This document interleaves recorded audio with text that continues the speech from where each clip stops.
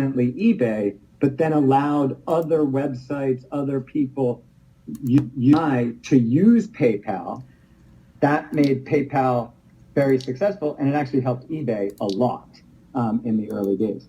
And so that's the difference. So when I think of putting resources in one or the other, resources are time, money, energy, relationships. That's what I think of when I think of resources. So there's the concept I have a certain number of resources is real. We only have a certain number of resources, a certain number of dollars, a certain number of employees, a certain number of hours, a certain number of technology.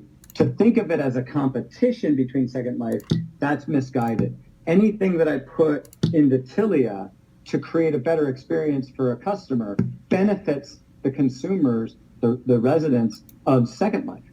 And so it's not how I view it. In addition, as I put resources against things, the Second Life community, if the resources lead to growth and engagement, as I've told other people, there are unlimited resources that can be devoted to Second Life if Second Life is growing and engagement increases.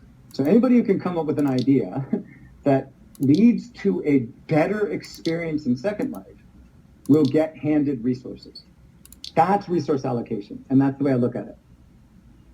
That sounds great. I think that's what the community really wants to hear, and know that Second Life isn't going to be left behind, and priority is not one over the other, which is wonderful. So I'm going to skip the next question. I'm going to cut this part out of the video because I think you had the other one. We're talking about resourcing. So I'm going to go on to the last question now. So I the rest of the leadership team on next, right after a short break. And I just wanted to wrap it up quickly, but I wanted to give you an opportunity